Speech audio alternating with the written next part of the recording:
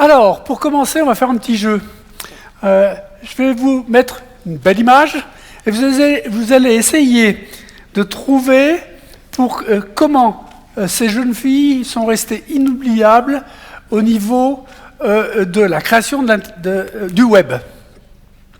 Alors, je vous donnerai la réponse tout à l'heure. Il y a une dizaine de jours, on fêtait les 50 ans de l'Internet.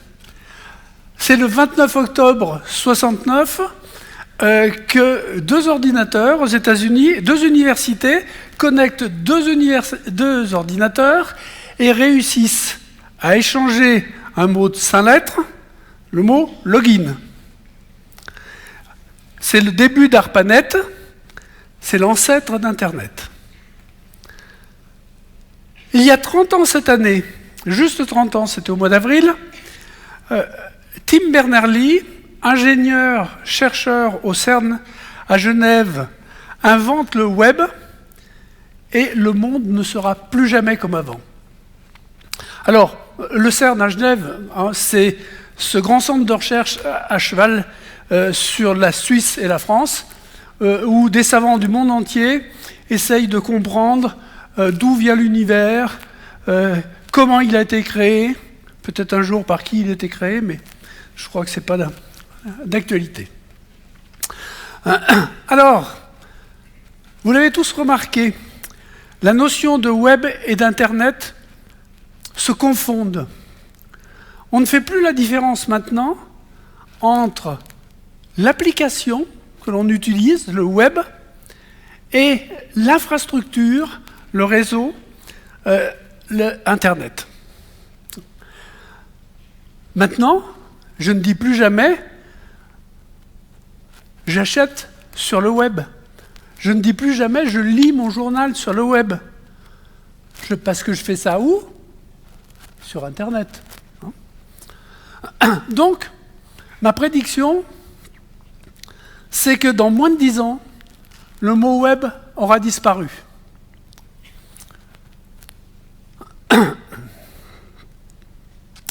Alors, je vous propose quand même d'essayer de comprendre comment cette invention qui est née dans les tuyaux obscurs des accélérateurs du CERN, cette application qui a été conçue pour aider les chercheurs à échanger d'informations, a réussi à changer la planète.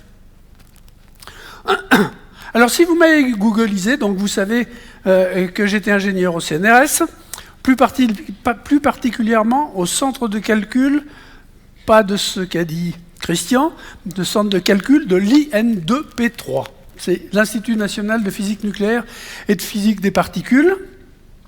Et avec mon collègue Wojciech, on a mis en place donc, le premier serveur web français, le 4 ou 5e serveur mondial. Ce n'est pas un exploit. C'est pas un exploit, j'allais même dire, c'était difficile de faire autrement. En effet, le centre de calcul de l'IN2P3 travaille de façon intime avec le centre de calcul du CNRS à Genève. Donc on avait invité Tim Berners-Lee pour une conférence et on lui avait demandé de présenter son invention, le web. Alors presque par politesse, on a installé pour sa venue un serveur web. On se demandait bien, enfin personnellement, je me suis bien demandé ce qu'on allait pouvoir en faire. Alors ça a été d'autant plus facile que Tim avait développé le web sur un ordinateur génial qui s'appelait le Next. Alors moi, quand je parle du Next, je ne peux pas m'empêcher de raconter un peu l'histoire. Même en faisant très court, c'était une machine extraordinaire qu'avait inventée Steve Jobs pendant la période où il s'était fait virer de chez Apple. Ce Next, il n'a pas duré très longtemps. Il a servi au moins à inventer le web. Il n'a pas duré très longtemps. Il a disparu et il ne survit qu'à travers son système d'exploitation que beaucoup d'entre vous connaissent, c'est macOS 10. Alors, le web, les fondements du web, c'est quoi? C'est quelques langages, pas beaucoup, on va dire 4 langages, dont un, HTML, de par sa simplicité, a vraiment été un des éléments qui a fait que le web a démarré. Bon, ensuite, au-delà de ces quelques langages, il a fallu inventer un protocole pour faire les échanges de données. C'est le fameux protocole HTTP dont au moins vous avez entendu parler. Et puis un système pour référencer toutes ces pages web qui se trouvent sur la planète. Donc c'est le système des URL. Et tout ça sert un système qui permet de naviguer à travers des liens hypertextes. OK ? Alors, pourquoi ce web a fini par marcher ? On peut vraiment se poser la question, c'était pas évident que ça marche, ça sautait pas aux yeux que ça allait être quelque chose de merveilleux. Alors, ce qui l'a fait marcher, c'est un navigateur. Le navigateur, c'est ce que vous utilisez pour aller sur Internet. Et c'est l'université de Champaign, aux États-Unis, qui a proposé, qui a mis à disposition gratuitement un nouveau navigateur. Ce navigateur s'appelait Mosaic. Et ce navigateur Mosaic, il a amené 2 fonctionnalités nouvelles qui ont fait démarrer le web. C'est à ce moment-là que le web a vraiment explosé. Alors, c'est quoi ces fonctionnalités ? Très simple. La première, c'était pas si évident que ça, c'est le support des images. Bon, au début, le web, c'était essentiellement du texte avec des espèces de liens violacés, ceux qui s'en souviennent. C'était pas très attrayant. Et Mosaic supporte les images. Et c'est pas pour rien que je vous ai mis ces belles jeunes filles. La légende veut que ça soit la première image qui est circulée sur Internet. En fait, c'était un groupe de chanteuses des employés du CERN qui avait fondé un groupe et qu'il avait appelé les horribles cernettes. Bon, vous constatez qu'elles ne sont pas si horribles que ça. Alors tout ça, c'est parce que le grand projet du moment au CERN, c'était le LHC. Le LHC, c'est le Large Hadron Collider, un accélérateur de particules hors norme qui passe sous le pays de Gex, enterré à 100 mètres sous terre, et qui fait à peu près 25 km. Donc, Mosaic supporte les images. Mais ce n'est pas tout. Il va supporter quelque chose de beaucoup plus fondamental, c'est les formulaires. Alors les formulaires, c'est quoi ? C'est ce qui va permettre de faire une application sur le web, et cette application, vous allez la télécharger dans votre navigateur, et elle va vivre sur votre ordinateur que pendant le temps où vous allez vous en servir. Alors c'est quoi une application web ? C'est par exemple, c'est un site qui est sur lequel on fait des transactions. Typiquement, par exemple, le site de la SNCF sur lequel vous allez faire des réservations. Vous allez remplir plein de cases, choisir des horaires, etc. Donc une application, c'est ça. Et vraiment, ce qui est génial, c'est qu'on fait un système dans le web qui permet d'avoir des applications qu'on ne s'enquiquine pas à installer sur son ordinateur. On a besoin d'une application, on va la chercher sur le web, on s'en sert, elle s'en va, c'est fini. Donc, Mosaic ne va pas durer très longtemps. Ça a beau être le père des navigateurs, il était là avant la grande guerre des navigateurs, qui ne laissera que les quelques navigateurs que l'on connaît, comme, je ne sais pas, Firefox, Chrome, etc., Internet Explorer. Donc il va disparaître très vite, mais vraiment, on peut dire que c'est lui qui a lancé le web. Alors, cette application, cette invention, qui avait vraiment une vocation planétaire, et ce qui est surprenant, c'est la petite histoire, c'est que le CERN n'avait même pas pensé à la protéger.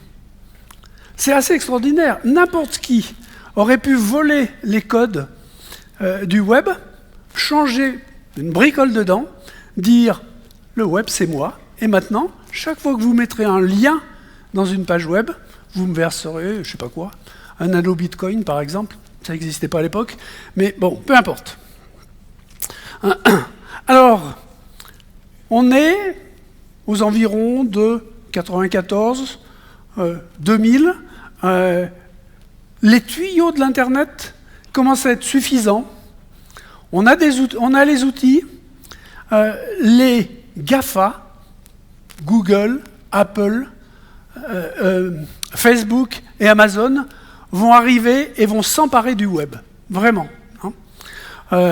Google, avec son moteur de recherche, va canaliser toute une partie du trafic. Facebook va arriver, va créer son réseau social. Amazon va phagocyter tout le commerce international. Donc, ces GAFA, ils vont récupérer aussi toutes vos habitudes de navigation. Là, vous allez devenir, on va tous devenir des documents, au sens web du terme, Googleisables. On va attraper nos habitudes d'achat, nos habitudes, ce qu'on va regarder, nos spectacles, etc. Et cette denrée, toutes ces informations qu'on prend sur vous-même, c'est vraiment l'or noir de l'Internet. Ça va être quelque chose d'éminemment important. Alors, en 2007, le smartphone va arriver. Et on va devenir tous des hommes augmentés avec cet outil en permanence au creux de la main. Alors, cet outil, petit à petit, il va tuer le web doucement avec ses applications. Sur un smartphone, vous utilisez peu ou pas le navigateur. Vous téléchargez ces petites applications que vous installez, et à la différence du web des origines, où avec un navigateur, vous alliez chercher des centaines d'applications qui ne laissaient aucune trace, là, vous installez des centaines d'applications qui bouffent la mémoire de votre smartphone, ce qui fait qu'on va vous le vendre un peu plus cher pour qu'il y ait de la place. Et ces applications, vous n'allez pas les chercher n'importe où. 2 endroits, l'Apple Store, Google Play. C'est quelque chose qui commence à devenir un petit peu inquiétant. On donne tout à ces grands opérateurs de l'Internet. Alors, le web va évoluer. On arrive de plus en plus à l'utilisation de langage naturel. Beaucoup d'entre vous commencent à avoir des enceintes connectées. Donc ces grandes oreilles de Siri, Alexa, Google, qui écoutent en permanence ce que vous faites, et quand vous leur posez une question, qui vous répondent en langage naturel.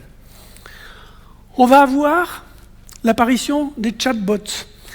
Vous avez l'habitude, quand vous téléphonez à votre banquier, vous allez avoir un automate qui va s'interposer entre vous et le conseiller que vous voudriez vraiment avoir, et qui va vous enquiquiner le plus longtemps possible pour essayer de vous apporter lui-même la réponse, alors que vous savez bien que jamais il arrivera à vous donner la réponse que vous attendez. Mais mieux, on va faire maintenant des personnages virtuels. Vous allez vous adresser à une personne qui n'existera pas, vraiment une personne virtuelle, et cette personne, c'est mieux qu'un chatbot, parce que là, elle va être capable d'afficher des sentiments. En gros, quand vous allez appeler votre banquier, ce n'est pas votre banquier que vous allez avoir, c'est ce genre d'automate. Et si vous lui demandez quelque chose qui ne lui plaît pas, il aura un visage un peu fermé, triste, comme si c'était votre vrai banquier. Ou au contraire, si vous lui achetez une assurance, il sera souriant, etc. On va de plus en plus vers ce genre de choses. On nous prédit même, Elon Musk, dont vous avez entendu parler, prédit même d'implanter, de mettre des implants neuronaux au niveau de notre cerveau, pour qu'ils deviennent, pour que le web soit le périphérique de notre cerveau. Ou alors peut-être l'inverse, on ne sait pas. Bon, c'est pas pour demain, mais c'est quand même en 2020 que vont se faire des expérimentations d'implants sous le cerveau. Ça marche, ça marche déjà. On pilote des exosquelettes pour des gens qui sont paraplégiques avec des implants de ce type-là. L'idée, c'est d'en mettre à tout le monde. Alors, le web, c'est aussi l'outil qui alimente des tonnes de technologies. Je pense, par exemple, à l'intelligence artificielle, au machine learning. C'est des choses qui n'existeraient pas s'il n'y avait pas le web, et si le web n'engrangeait pas en permanence des tonnes d'informations. Des nouveautés comme les blockchains ne peuvent exister que à travers le web. Alors, la blockchain, c'est pas que le Bitcoin. C'est une technologie émergente qui permet de conserver des données, de les sécuriser et surtout de les répartir sur le réseau. Alors ça, c'est une technologie, intéressez-vous à cette technologie, elle va bouleverser, à mon avis, tous les métiers. Alors, si les physiciens n'avaient pas inventé le web, où en serions-nous aujourd'hui? Alors, c'est sûr, on en serait presque au même endroit. Parce que l'avènement du numérique, c'était quelque chose d'imparable, ça devait arriver. Alors, vraisemblablement, on n'aurait pas eu de navigateur, et tout se passerait à travers les petites applications qu'on met sur son smartphone. Donc on serait déjà, pour nos applications, complètement liés à ces grands opérateurs américains. Il faut savoir que les services web que vous accédez, quand vous allez quelque part, sont pour la plupart du temps hébergés sur les serveurs d'Amazon.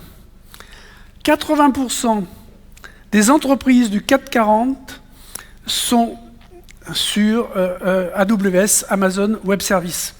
Et peut-être que les 20%, ils sont dans le cloud de Google ou dans celui de Microsoft. Le web a été quelque chose qui a été complètement capté par ces grandes entreprises.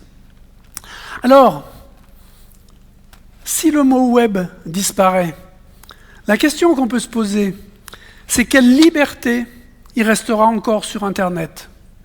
C'est vraiment la question qu'il faut se poser. Je vous laisse en compagnie de Tim Berners-Lee pour méditer cette question. Je vous remercie.